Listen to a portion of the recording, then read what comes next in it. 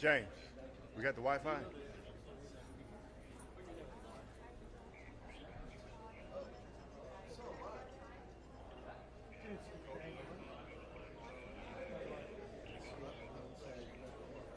Really?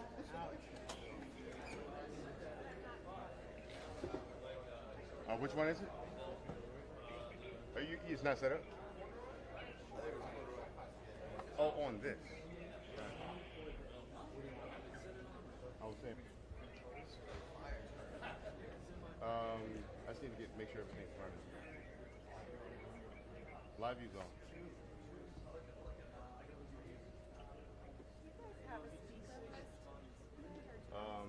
The investigator in charge is Bryce Banning, and the speaker is going to be member Todd Inman. Test 1, 2, 3, 4, 5.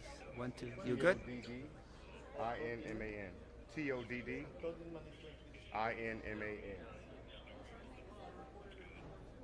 Todd. Bryce Banning. He's the investigator in charge. B-R-I-C-E-B-A-N-N-I-N-G. So Todd Inman is the one who's going to speak. Yes. And the investigator is going to speak too? The investigator in charge will answer questions if the member asks. And did you ever What's the notice? name of the investigator? Bryce. Just saying. You gotta be a certain age to remember Johnny Quest. What's that? Yes. Give me a second.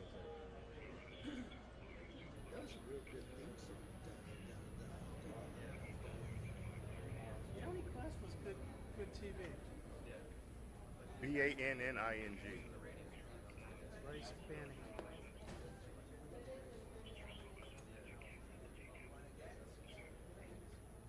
Is that your programming? Banning is from where? From the ATF? From the Test 1, 2, 3, 4, 5, 6, 7. Good?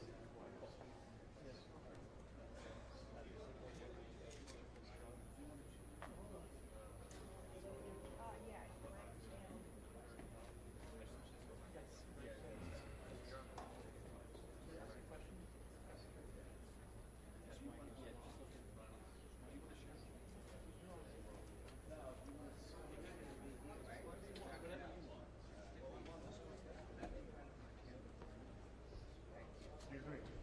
I need you all to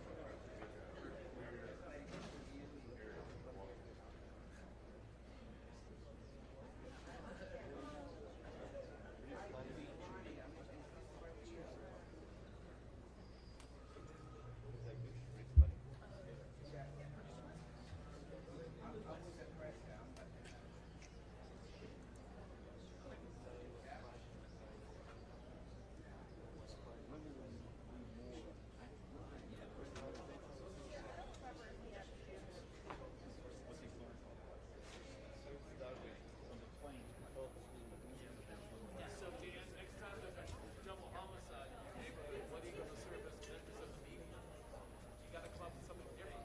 Dude, I thought once the trial starts that all of you guys are coming back. I've been trying to warn the neighbors. Like the whole world is coming to our little cul-de-sac. Huh? The bottom of the bag. That's about my neighborhood.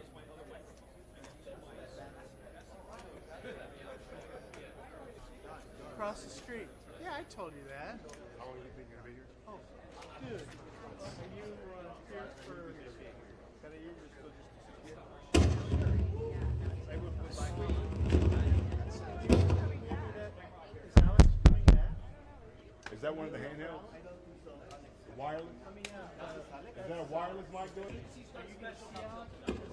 Alex's computer pad. Which one? Right here.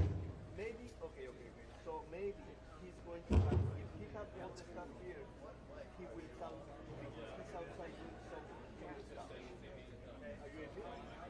Yeah, Leah, that's Jose. Yeah, sorry. So if he's here somewhere, outside doing some kind of thing. What happens is the parking garage. So he's going to come everyone because he's going to pick up the stuff. So I sure hope so, because I told him if he's not here when I leave, I'm taking this with me. no, he's coming. Can you not bump this? I think that's what's causing that. Jose, you're bumping Yeah, I think the you're audio. sitting on one. Maybe just move it. There you go. Okay, now check. And then maybe the ones underneath him you would move just a little. Now no noise. Time will tell. Don't bang them all, Jose. All right.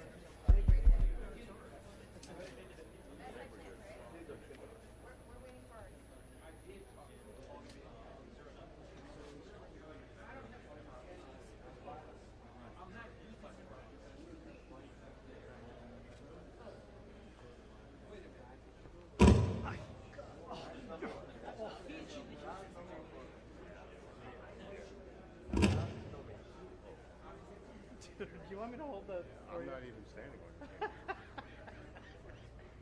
This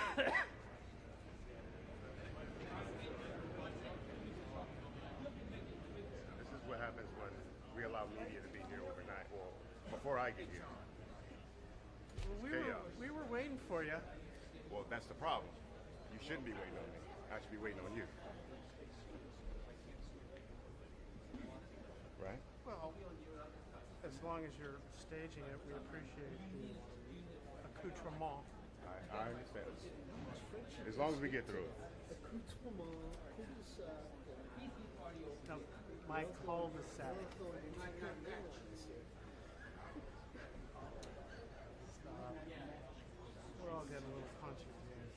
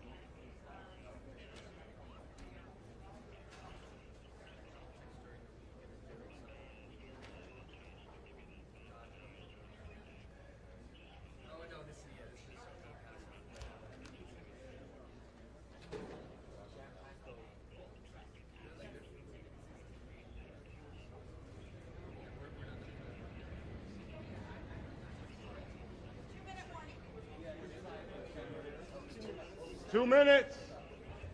2 minutes.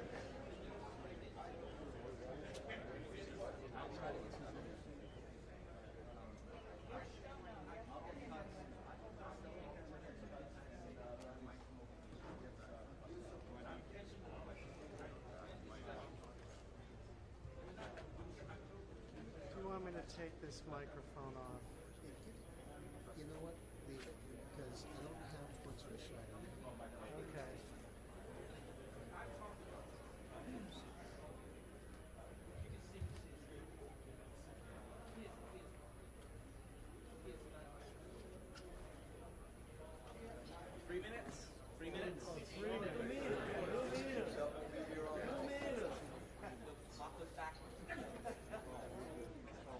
This is why I don't like announcing anything.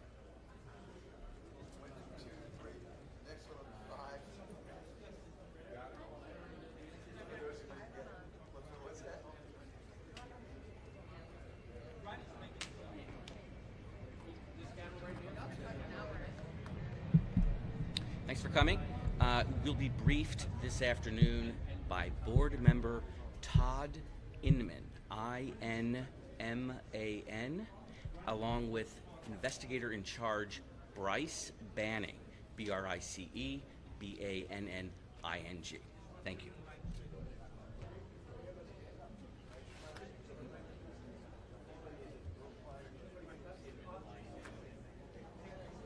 You need the spelling?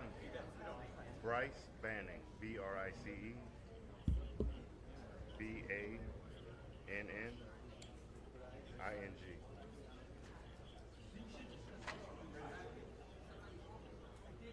Who's in the shot?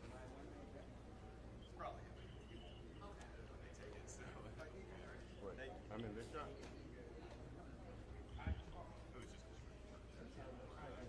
I'm not going to be standing here the entire time. He's the investigator in charge. Todd Inman.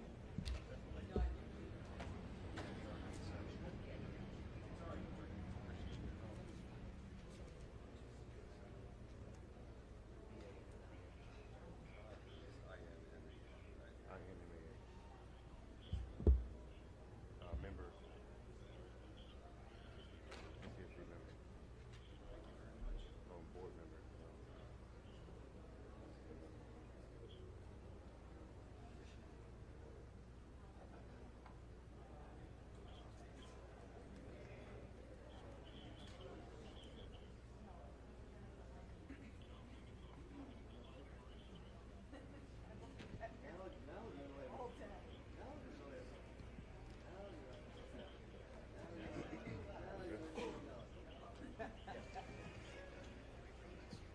Hey, James, we good?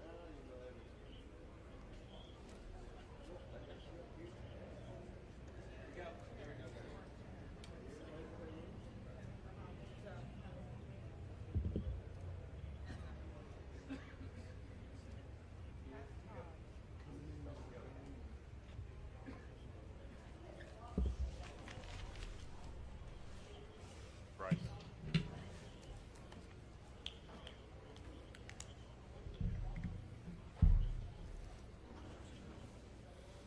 Hello, I'm Todd Inman. I'm the board member on scene, and we'll be briefing tonight where we're at in the investigation in regard to the CRJ accident with the Sikorsky helicopter.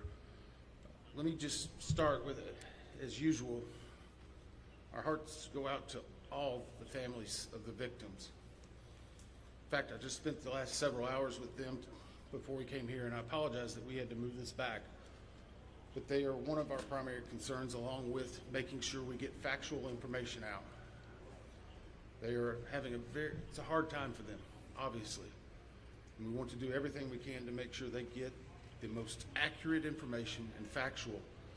And has always been at the core of the NTSB mission, our job is to just come out with the probable cause, but then more importantly, make recommendations so that this type of tragedy never occurs again. So today, I know yesterday you saw the chairman, myself, and all the board members here. I just want to let you know they are still actively involved with this. We're just trying to make sure we're dividing and conquering. The chairman and I have had multiple conversations today. She's helped out a lot in making sure we're getting the investigative needs we have. And she's at the command post right now working with some of our people. I'd like to start by just thanking the first responders. When this first happened, a unified command was set up, and we had a lot of important people that came and worked with us. In Virginia, the Fairfax County Fire and Rescue, Fairfax County Fire and Rescue Department, Arlington County Fire and Rescue, Arlington County Emergency Management, Arlington Police, Alexandria City Fire, Alexandria Police, Virginia State Police, the NCR Incident Management Team, the Virginia Department of Emergency Management, the Virginia Department of Transportation, the Virginia Senator Warner's office, MWA's Fire and Rescue Team, MWA Police. A special shout out to every one of them. MWA has been amazing in helping and working with us, and we're truly appreciative. Along with DC Fire and Rescue, just extraordinary, taking the lead. Prince William Fire and Rescue. In Maryland, the Montgomery Fire and Rescue, Prince George's Fire and Rescue, Charles County Fire and Rescue, Baltimore Fire, Baltimore Police, Anne Arundel Fire Department, Maryland State Police, Maryland Natural Resource Police, MPD, DCFD, from the federal side, the U.S. Coast Guard, U.S. Army, U.S. Air Force, FBI, Secret Service, Customs and Border Patrol, Park Police, DOD, Naval District Washington, American Medical Response, and yes, the U.S. Department of Labor. All of those have been amazing partners and are one of the reasons why that this investigation continues to progress the way we want it to. As I said, we did family briefings last night, and today there are over 100 family members that are now in the area receiving briefings, and as part of a legislative requirement, receiving family assistance. They have been briefed by the medical examiner, the fire chief, NTSB chairman, and myself, along with the family assistant unit from PSA Airlines. In regard to NTSB staff, all staff are now on scene that have been requested, and I want to point out one specific staff member because we're doing a joint NTSB and DOD investigation. The NTSB actually has a Black Hawk certified pilot on staff, on our personal staff, based out of Alaska. Once we realized the dynamics and the intricacies of the Black Hawk, we have brought that member in. They are on scene now, providing direct technical assistance to the NTSB.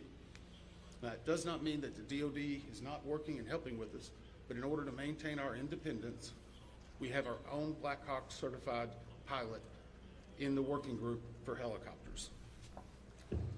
Regarding salvage at this point, the Navy supervisor of salvage is conducting salvage operations at the current time.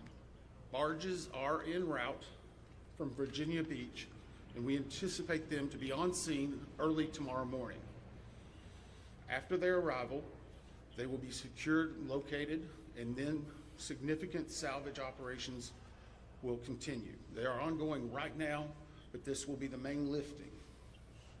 It's being done in conjunction with the DC Medical Examiner's Office in order to make sure simultaneously that any additional victims are recovered and immediately turned over to them for identification and returned to their families.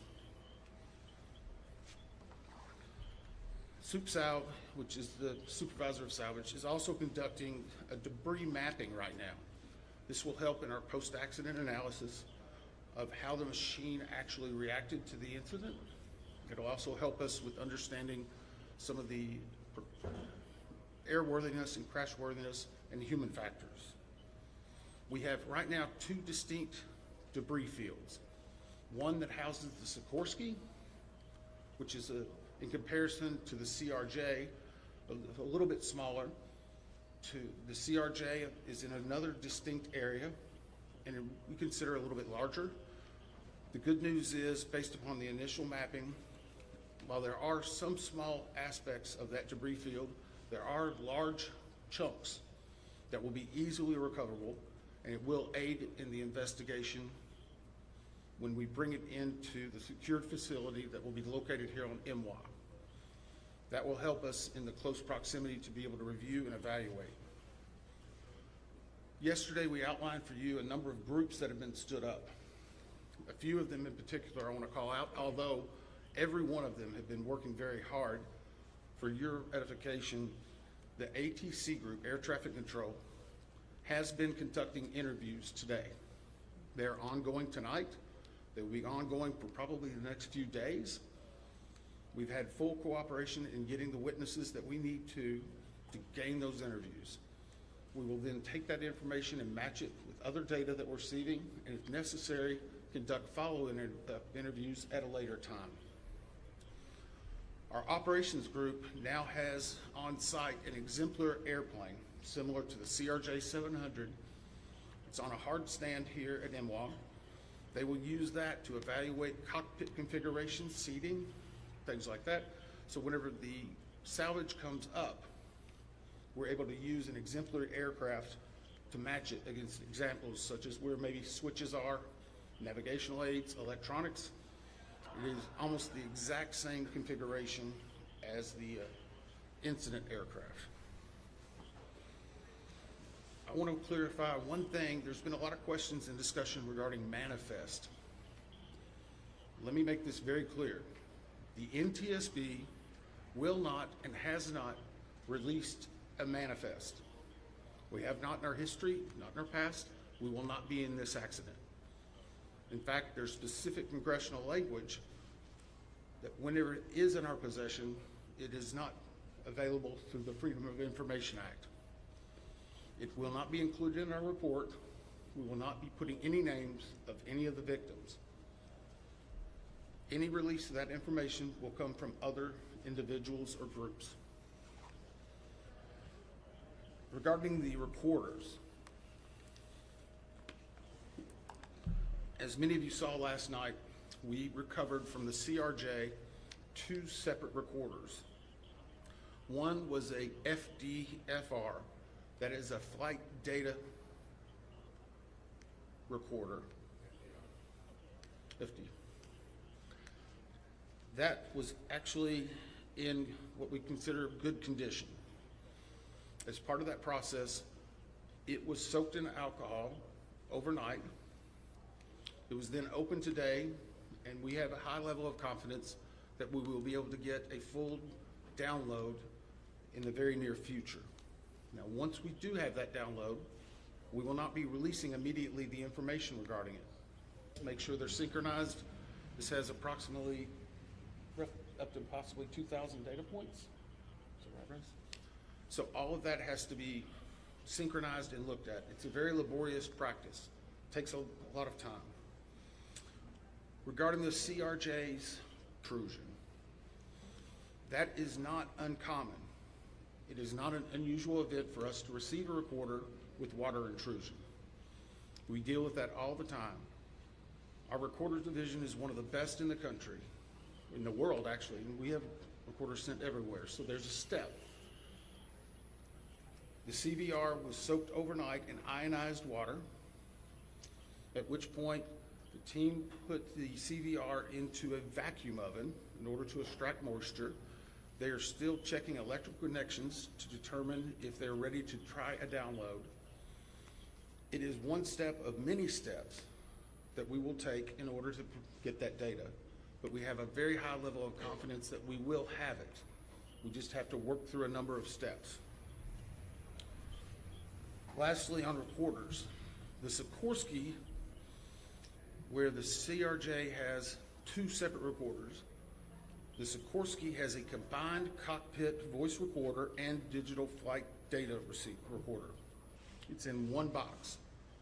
I can report to you now, we have recovered the Sikorsky black box.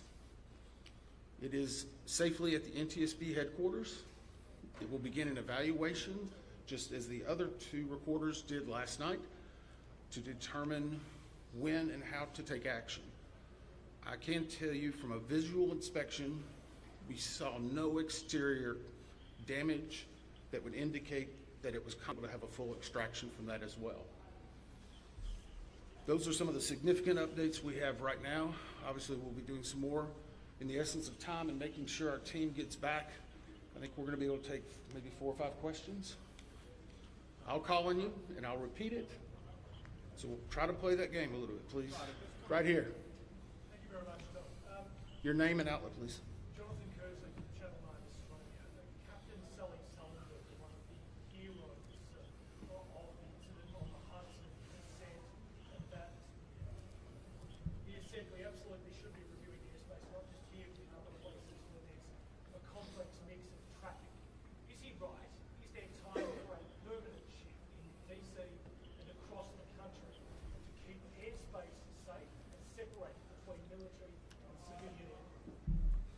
So the question for those watching, is it this time now for us to possibly deconflict or change, give you a definitive answer on that? What I can say is in this incident, it should not have happened.